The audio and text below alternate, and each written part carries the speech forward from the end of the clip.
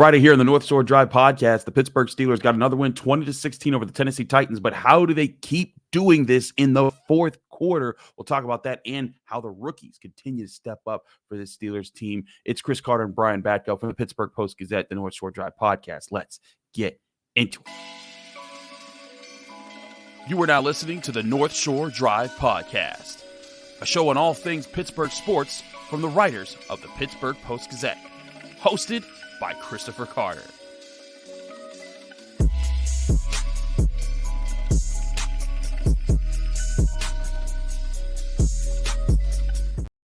Hello, welcome to the North Shore Drive podcast from the Pittsburgh Post-Gazette. I'm your host, Chris Carter, here with Steelers reporter Brian Batko. We are here talking Steelers win over the Tennessee Titans, 20-16 at Acrisure Stadium. Both of us were up pretty late, 20-16.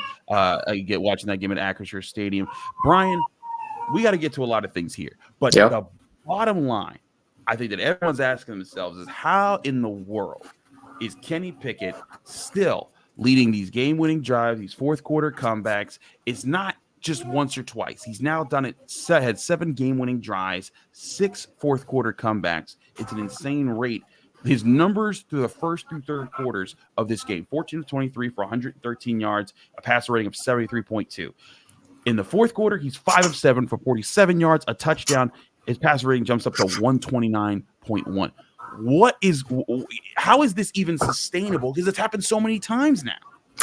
I still don't know that it is sustainable, Chris. I mean, it seems like, every win for the Steelers includes 1 or 2 big throws by Kenny Pickett that just weren't there over the first 3 quarters. And, it is weird to say that it doesn't feel like it's a repeatable thing. It doesn't feel like it gives you a ton of encouragement about his overall body of work. And yet there were moments in the fourth quarter of that Jaguars game last week where you're like, maybe if it's Pickett here instead of Mitch Trubisky, he does the typical Kenny Pickett thing, and that game has a different look to it. I wouldn't bet on that, but you just never know, and you're right. I mean, the numbers are, you can't dispute them. They are very favorable toward Kenny Pickett when the game gets close, when the going gets tight. I feel like for most of Thursday night, Will Levis outplayed him. For most of Thursday night, Will Levis looked like the better young quarterback, and really at halftime, I'm thinking to myself, it's not doing Kenny Pickett and the Steelers any favors to put these two guys side by side. I mean, the arm talent, the zip on the ball, some of the playmaking ability that Levis showed. And yet Pickett proves once again, not just with the fourth quarter plays, but through the balance of the game, he shows once again why the Steelers like him for their recipe of winning football games. He doesn't turn it over. He flirted with a couple potential turnover-worthy plays, possible interceptions, but still doesn't make the big mistake that Levis made there at the end, serving up the pick to Quan Alexander. And I don't know about you, Chris, but I really got the feeling on that final Titans drive, after they hit the big one to get over the middle of the field to get into Steelers territory, I was like, this is ending with a Will Levis touchdown pass, and the prevent defense that the Steelers played was going to get them into trouble. And yet that's not what happened. Instead, he turned it over, and it was yet another data point for when the Steelers don't turn it over, they tend to win the game. And I know game manager is viewed by many as a backhanded compliment, but Kenny Pickett does a pretty darn good job of that if that's his job description. I agree. Right now, I mean, he doesn't look good in the first 3 quarters. He looks bad. In fact, his first quarter pass rating is one of the worst in the NFL. It's in the 40s. And he was still erratic last night. I mean, he was missing everybody. Yeah. I mean, wide open guys. Yeah. And not just the deep ball to Calvin Austin, because that's one thing. It's 50 yards downfield. I understand missing. Although you got to put that out there, right? Right. If you're an elite NFL quarterback, you got to have the arm strength to get that ball out there so that the fastest player on your team can outrace an inside linebacker and run under that thing. But see, let's throw that one out. Yeah. The George Pickens crosser, where he's wide open over the middle of the field, and he just sails it 5 feet above his head. Just a bit outside.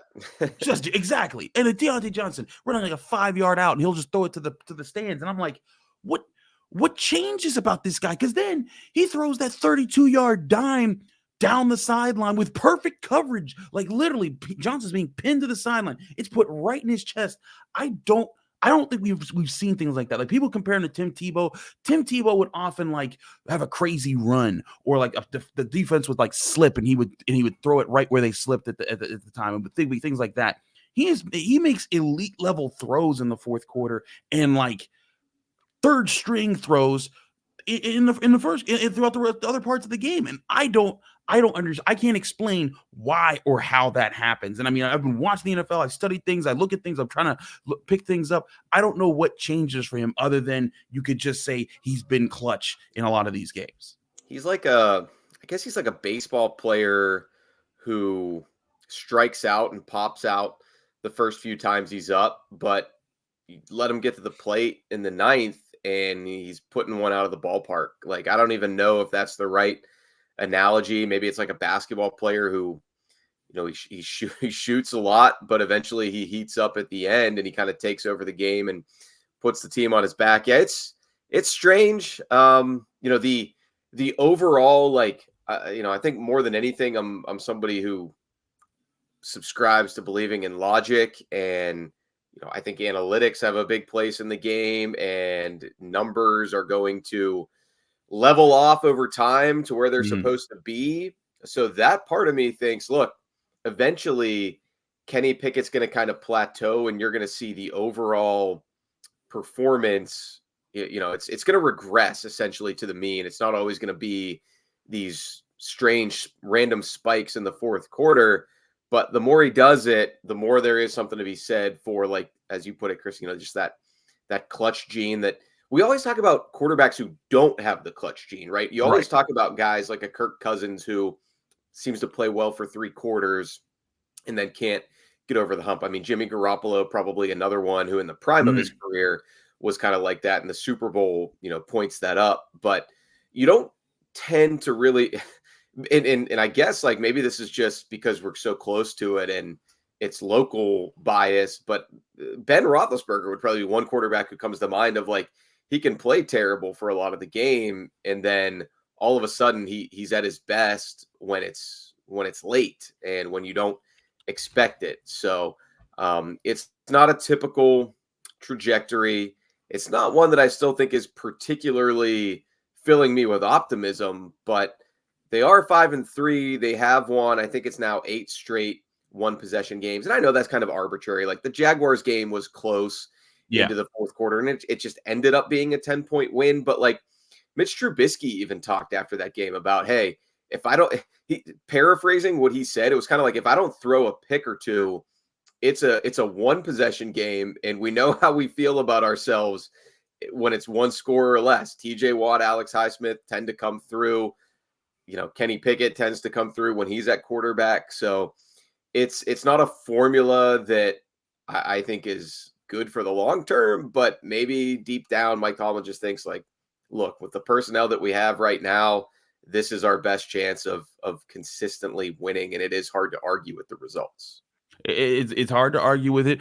And listen, I understand the analytics part of it where people are like, eventually, when you keep having to win 1-score games, it comes back to bite you. But like the Steelers team, they keep doing this, and it feels like the part of them that if they can just fix the part of them that is forcing them to have to be in 1-score games, and that's mainly the offense, just making routine plays. I mean, you could look through the game again. The Pickens crosser.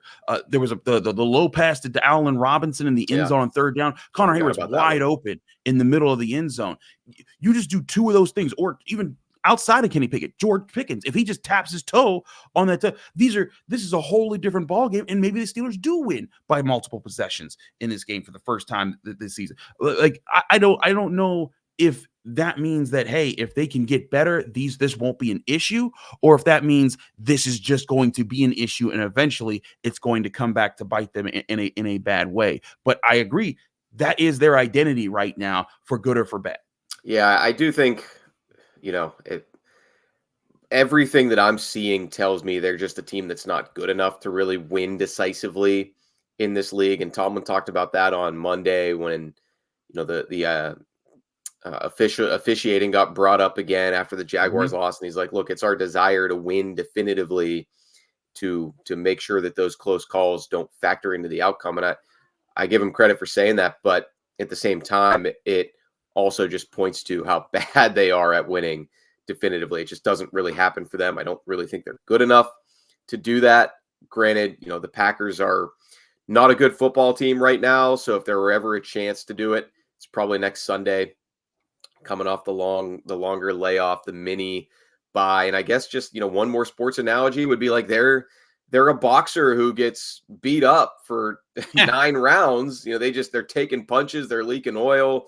People are saying maybe they should stop the fight, but then all of a sudden they start landing hooks and they start landing jabs, and next thing you know, the other guy's kind of wobbly on his feet, and Kenny Pickett kind of throws a knockout punch here and there, and it gets the job done. And the funny thing about it is, like, that is the narrative, because he does have all the fourth quarter comebacks and a stat sheet. But you think back to the Browns game, like, he didn't do anything really to put that one away. The offense truly backed into That is very that true. victory, and the Raiders won barely. Allen Robinson catches that one along the sideline and just curls into a ball, and they still had to end up squeaking it out. And the Rams game, he falls and gets the first down by a centimeter with maybe a generous spot. So it's not like he's always putting on the superhero cape, but the Ravens game obviously got it done. And then last night, like you said, dropped it in the bucket to Deontay Johnson, and then made up for his his offensive teammates shooting themselves in the foot at the goal line there with the penalty. Mhm. So you do tip your cap to him when he pulls it out, but you're right. You wish at some point you won't have to just pull it out. I agree. We have so many more things to talk about this game. It's not just about Kenny Pickett, the offense. The rookies from the Steelers continue to look very impressive. We got to talk about Joey Porter Jr. because he had some words to share about this game, and rightfully so. We'll get to all of that in a minute here on the North Shore Drive podcast and the Pittsburgh Post-Gazette. I'm your host, Chris Carter. He's Brian Batko. But first, I want to remind you, this show is brought to you by the best bar in Pittsburgh, Mike's Beer Bar. Let me tell you, when you go to the North Shore Steelers game, there's no better place to pregame or do your postgame than Mike's Beer Bar. You go there, they have 20 televisions, so you can keep watching whatever sports you want, but also they have 500 different available beers. So whether you will have a sad beer or a happy beer for whenever the Steelers win, you can get your beer at Mike's Beer Bar. 300 of those beers are local beers. 80 of those beers are available on tap, and they're switching the taps out every week. So you're getting new options every single time, whether you like IPAs, pale ales, stouts, Hefeweizens, whatever you like. Mike's Beer Bar has, and it's an amazing option. Also, they have great food. They have steak on a stone, which brings you a choice cut steak of your own choice. And when you get it, it's on a heated stone. So literally, as you cut every piece off, you press it into that stone, and you choose how well you want your steak done. It's such an amazing bar. Go to Mike's Beer Bar today on the North Shore of Pittsburgh, right across the street from PNC Park on Federal Street. And when you get there, tell them Chris sent you. We're also brought to you by the Great Yinzer Tailgate, which is tomorrow, Saturday, November 4th in South Point. The Great Yinzer Tailgate is bringing the best of the Berg to South Point, showcasing Pittsburgh's rich culture, iconic sports history, and vibrant community spirit. The Great Yinzer Tailgate will immerse you in a unique blend of traditions that make Pittsburgh legendary. Visit www.thegreatyinzertailgate.com for details. See Yins.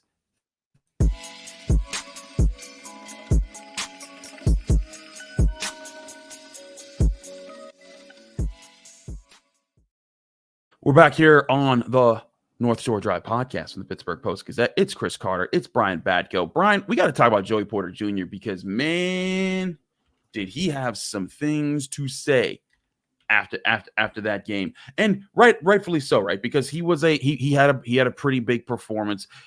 He informed us in the locker room that he asked the coaches to be able to shadow DeAndre Hopkins, and according to NFL's Next Gen Stats, he did. DeAndre Hopkins ran 36 routes. On 26 of them, Joey Porter Jr. was the guy covering him, and he pressed him almost 77% of the time on those routes and allowed just one reception for 17 yards to DeAndre Hopkins, who last week scored 3 touchdowns and in a huge way for the Tennessee Titans. And you know what? The Falcons had somebody shadowing DeAndre Hopkins last week. His name's AJ Terrell. I believe he was a second-team All-Pro. Yeah. Within the last year or two.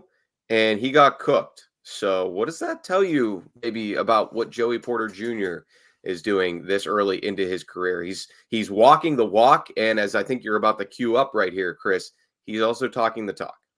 He said, quote, I want 10, meaning DeAndre Hopkins. That's what I was looking for. I don't really hide from nothing. I said, that's the matchup I want. That's the matchup I need. He also later went on to say, he's like, I don't have to see people. People have to come see me. And I'm like, whoa. That is some Joey Porter Sr. talking right there, right? Because the way that he's talking trash and he's getting a chance to prove himself. Again, he's just a rookie. This is what his third start or something like that. Like he's second start. He's out there talking about a guy, DeAndre Hopkins, who might be in the Hall of Fame someday. So like, probably will be, yeah. Like that's impressive. Brian, and that's the third one because Devontae Mhm. Adams, same thing. Week 3, Joey wasn't playing as much at that time, but when he was, he saw some of possibly another future Gold Jacket guy. And then week 5, we all saw the viral clip of him talking his talk about Odell Beckham. So I mean, that's 3 kind of legends of the game right there that he's gone toe to toe with, and I'd say I don't know that he got the better of Devontae Adams, but certainly got the better of Odell Beckham and DeAndre Hopkins. So this has been a very intriguing start to his Steelers career, probably better than anybody could have imagined, honestly. Yeah, it's looking so well. And here's the question, Brian. Are the Steelers at fault for not starting him earlier this season? Or is it they're benching, or is it they're letting him marinate behind the starters that is helping him have this great start so far? Yeah, I mean, it's really difficult to say, right? Because I think there's two schools of thought there. Like, I was one of the people probably saying as early as week 2, maybe even week 1, when Patrick Peterson was, getting undressed by Brandon Ayuk against the Niners. Certainly, though, by week 2, when Levi Wallace was also having his troubles, is like, hey, Mike Tomlin gets asked about it. Terrell Austin gets asked about it. It's, Joey didn't play much because he's in our dime package, and that's the only time he's on the field. And I think it was easy for Joe the plumber to just be like, why don't you just put him in something other than your dime package? That would get him on the field more. So, that's like my gut. But, then I watch how well he's played these last couple weeks, and I think maybe the Steelers kind of knew what they were doing. Maybe they didn't give him too much too soon, let him sort of get comfortable. And he certainly is comfortable. It's not just the way that he's playing on the field, but you're right. Everything he's saying afterward, just he's brimming with confidence right now. I think that can be a fragile thing for a guy at his position. Every corner is going to get beat. Every corner is going to get burned. Every corner is going to have bad games. Like, he's going to have bad games eventually, but right now he's looking like a guy who probably was ready for this earlier than they gave him the shot. But much like the Steelers' record in close games, hard to argue with the results of it because he did strap up DeAndre Hopkins. He did play as well as he did against the Rams. So you give him credit, and you hope that it's going to continue. It sure looks like it is, and obviously there's no turning back now, I think, with the Steelers rolling him out there as a starter over Levi Wallace. Is this enough for the Steelers secondary to compete in games if Minkah Fitzpatrick returns? Because also Joey Porter Jr. Praised DeMonte KZ for stepping up the communication efforts. Yeah, he was I thought he was an unsung hero. Yeah. Last night, he wasn't perfect.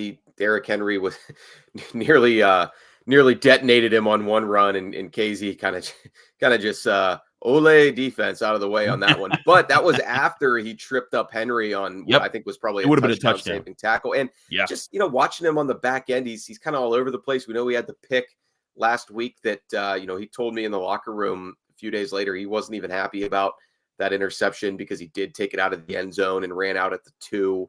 So I mean, he's making plays though. He's kind of doing his best Minkah impression. Not perfect. Nobody will be, but as good as KZ and Porter have been, I've still got some concerns about it. Patrick Peterson was not good Thursday night. It was, every week in my instant analysis that goes up right when the game ends on the Post-Gazette website, we've got a player of the game, we've got a trending up, and we've got a trending down section. It was neck and neck between George Pickens and Patrick Peterson to be featured in trending down. And eventually went with Pickens because it's 2 games in a row now of struggles. But, Peterson, I think he gave up 3 catches for 50 yards. I think he had 2 of the illegal contacts downfield that really proved costly. Could have been even worse had they lost that game. So I'm still a bit worried about the overall makeup of it. And, Keanu Neal in coverage is never going to fill me with a ton of optimism, but at least it looks like you've got a number 1 corner who can, follow when you're in a situation like you are with Hopkins. That's not always going to be the approach, I don't think. Like, you look ahead to the Packers next week, they don't really have a guy, I think, that you need to shadow. You can probably just leave Joey Porter Jr. on the left side and try to take away one half of the field. But it gives the Steelers options, and, it's not really something they've traditionally done. So I give everybody here credit. I give Porter credit for being up to the challenge. I give Tomlin and Austin credit for being willing to kind of break from their normal machinations of their secondary. And I give the other defensive backs credit because that means they kind of had to revolve around him a little bit more, especially Peterson moving from side to side. Absolutely. I agree with that. I mean, Steelers finding ways to win in different ways especially with their secondary moving around. And again, without Minkah Fitzpatrick, it's one thing when he's out there and he can help you take away another person. He can help you. You can balance the defense a little bit more. But literally having KZ. My last question here about the secondary before we talk about Broderick Jones and the offensive line, because that's another big storyline of this game. Joey Porter Jr. and the secondary, they got called for quite a few penalties in the past game. There were some defensive holdings out. There were some of those calls I thought were ticky-tack at best, especially the 4th down one at the end of the game that kept the Titans' final drive a lot alive there. Do you see that maturing into a bigger problem, or are these things that you think can either get corrected or just might not get called in some other situations? I mean, it could be a problem. I actually think and this was a, part of the knock on Porter coming out of Penn State was that he can be very handsy. That physicality and that length almost works against him at times because it's just a natural instinct probably to use those long arms, use those big hands on receivers. And, their refs are watching for that. So you can't be too grabby and try to, make up for change of direction stuff with that. But I think it's less of a problem for him. And I'm almost more so concerned about Pat P at age 33, trying to keep up with younger receivers. And Kirk Herbstreit was even talking about it on the broadcast last night. I was listening while watching the game live in the press box that, older corners trying to use every little trick in the book to try to keep up and, make up for lack of speed and athleticism and quickness at this point by maybe being a little bit of a grizzled veteran. That's not always going to cut it. So I think that was one of the concerns with Patrick Peterson signing here at his age, at this stage of his career. And you just, if you're the Steelers, you hope that that's not going to be a sign of things to come for him. Because if he falls off a cliff, you're either going back to the Levi Wallace or James Pierre or Darius Rush. You're in for a big role, sink or swim, because, trade deadline is passed. Terrible timing for a Cole Holcomb injury. I don't know that they would have made a move at inside linebacker anyway, but assuming he's out for the season, which it sure looks like, there's not a ton of options right now on the roster to try to fill in either there or the secondary.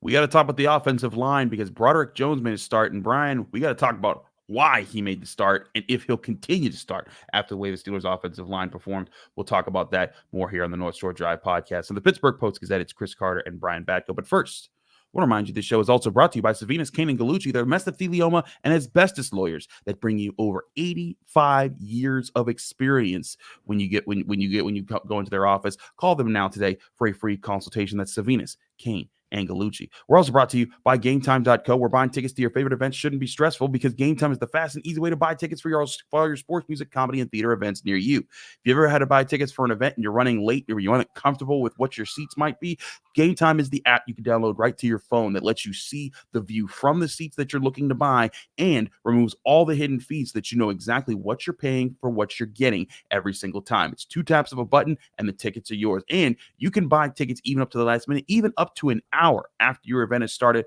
if you're running behind and need tickets. And again, Game Time is so confident that they're going to get you the best prices, that they give you a best price guarantee that can't be beat. Because if you find tickets in the same section and row for less somewhere else, Game Time will credit you 110% of the difference. So snag the tickets without the stress with Game Time. Download the Game Time app, create an account, and use code PITTPIT for $20 off your first purchase, or go to the website gametime.co. Terms and conditions apply. Create an account and redeem code PITTPIT for $20 off. Download Game Time today. Last minute tickets, lowest price guaranteed.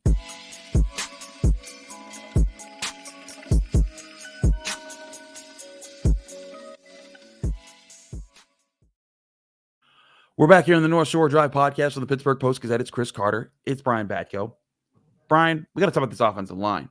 Now, let's break down first why Broderick Jones was starting. Chuks Okorafor, he replaced him. Of all the people, you think that in that situation, Broderick Jones was starting, he probably took Dan Moore's spot. No, he moves to right tackle in place of Chuks Okorafor, and you were there when Chuks explained why. Can you enlighten us here? Yeah, I mean, it's a mild-mannered offensive line, I would say, Chris. I mean, you're in the locker room. All five of the starters in this group are not real. They're not like Marquise Pouncey, kind of intimidating. Even some of the previous Steelers line, like Zach Banner. I would say Kevin Dotson was a fiery guy at times as well, but. This group's pretty, they're veterans, they're laid back, but Chuks said that after the game, it wasn't anything health related as people speculated, which I didn't think so. He wasn't on the injury report and he was in uniform. He was available if there were an injury. He said it was, he was shocked when he found out that Tomlin was benching him for acting out at the end of the Jaguars game. He said stuff he shouldn't have said as a 6th-year veteran, and somebody else followed up with him.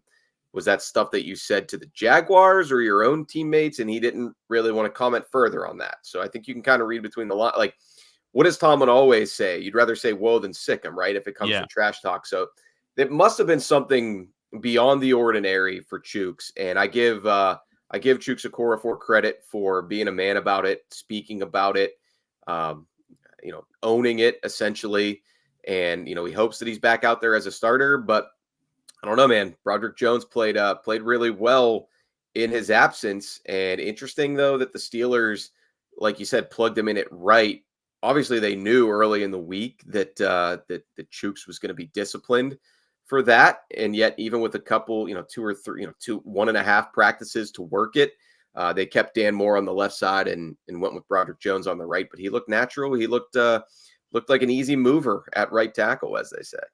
It's interesting with Chuks because I remember at the end of the Rams game, after Kenny Pickett did get that quarterback sneak, he was getting into it with a Rams player, and Najee Harris had to separate him to stop him from drawing a penalty there that could have impacted the Steelers game further there. So, maybe there is something that the Steelers are trying to get a message across to Chuks. But whatever the message is about Chuks, I don't care.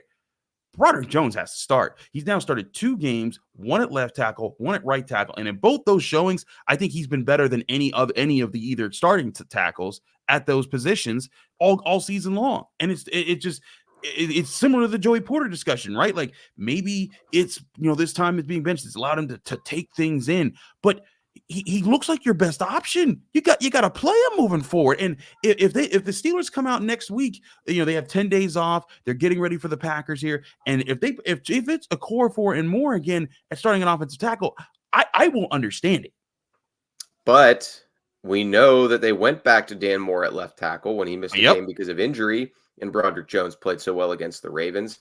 It is it's a bit of a dumbfounding situation. I was pretty stunned that they didn't keep Broderick Jones in there at left tackle. I think at that point you just say to Dan Moore, look, we're all big boys here. I know you lost your job due to injury, but he also played better than you did when you were healthy. They went a different direction, and Moore hasn't necessarily been bad since then. It's not an indictment on him, but I would agree with you, Chris. 2 starts in, I don't have an eye for offensive line play the way you or Ray Fittipaldo do, but even as just a casual observer of the O-line, I mean, he jumps off the screen. I mean, he jumps off the field when you're watching him from the press box. You notice him in a good way. He is moving to the second level, pushing people around and run blocking. And I think that was the hope with him coming out of Georgia, that he could elevate your ability there. And he's doing that without sacrificing really much, if anything, in pass protection. Couple penalties that you don't want to see, especially that late one on the extra point where he just lost his mind. I mean, he takes his helmet off. He's jawing with the Titans guy. And it was funny. There was a little scene in the locker room afterward. I think this might've been after all the reporters talked to Broderick Jones, and, you know, he acquitted himself well too. He always does handle himself well when he gets questions about why are you not starting? Are you going to start going forward? But after all that, you know, everybody's happy, go lucky, in a good mood. And I think Mike Tomlin, you know, kind of came over to him and confronted him with a smile on his face, but addressed that penalty. And basically it was like, just admit it, kind of like, admit it now. Give me a straight answer. What were you doing? And I'm sure Broderick Jones probably said, look, yeah, that's on me. That's my bad. I can't be doing that at that stage of the game. So they're ironing out some of the, you know, the rawness of the rookie, both in terms of technique, but also keeping your cool late in a close game. So it's just everything trending up for Broderick Jones, doing it on both sides of the line. He's versatile. He's talented. Wouldn't shock me if Okorafor is back in there, but if that's the case, you got to think next misstep by either guy on either side gives you a very, very easy out, easy off ramp to go to the first round pick. I look at the Steelers, and a big thing that we talked about being a theme for the Steelers offense was supposed to balance everything, make things easier with Kenny Pickett, was going to be to run the football. And they had not been able to run the football for most of this season. But in this game, they ran the football. Jalen Warren, 11 carries for 88 yards. Najee Harris, 16 carries for a nice 69 yards. And that is not a bad defense. I know some people are going to say, the Titans or whatever, they were 3-4, but like their defensive issues were mainly in the secondary. And I mean, that's a run defense. Yeah, that's a run. Like that's a Mike Vrabel coach team with some goons up front, as Mike Tomlin Jeffrey would say. Simmons is a bad man. He was, you know, speaking of the instant analysis, he was right there in my player of the game section until the whole thing flipped and I pivoted to Jalen Warren. But point being, yeah, it's not like they ran it against, I don't know, who's a bad run defense. It's not like they. It's not like they ran it against themselves. It's not like they ran it against the 2022 Steelers. Good call, Carter. But yeah, impressive what all those guys were able to do, but especially Broderick Jones. No, absolutely. And again, 30 carries, 5.5 yards overall on the ground, 166 rushing yards, most they've had on the season.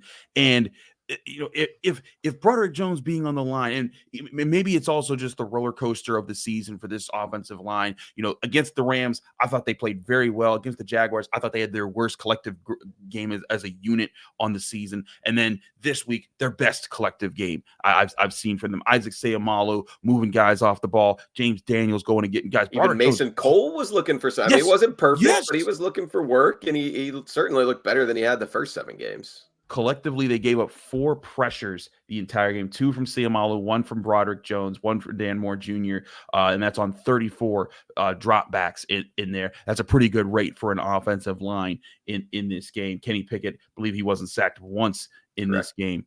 So I look at that and I think, man, like, you know, if Broderick Jones being in there helps this group that much, you have to keep riding with him. Again, you drafted him for a reason. Put him in there. And at this point, it'll be like, you know what? Chooks, Dan, whichever one used the least liability, that's who's going to be in there to start. But I think right now, if you're Mike Tomlin, if you're Pat Meyer, if you're Matt Canada, and you're looking at this offensive line, you got to find a way to make sure number 77's out there. And also, I think wherever he is on the offensive line, left or right, I'm making sure Darnell Washington's right next to him, because the two of them, when they were blocking, especially you go back to that Najee Harris touchdown run, just the things that they're able to do together on top of, you know, whoever's the guard next to him, Daniels or Seumalo, they're getting things done. They're moving guys. They're getting them out the club, as coaches will say when they're talking to linemen about blocking well. There's something there that the Steelers can capitalize on to generate more space in the ground game. Yeah, those are 2 big bodies who've known each other for a long time and probably have some pretty good chemistry on those duo blocks. But yeah, I mean, the last thing I'll say on this, I give Dan Moore and Chooks Okorafor credit. You know, Moore's always, he's said all the right things since Broderick Jones was drafted at his position in the first round. And last night, Chooks said he once he found out he was starting, while he didn't want to hear that, or once he found out he was benched, he didn't want to hear that, of course, but he went right there. He said nothing I could do except help Broderick out, and he gave him a ton of praise for how he played. Said it was really impressive to go from the left side to the right and play like that. So it seems like there's good chemistry in that O-line room, despite having kind of a third wheel situation right now with the rookie.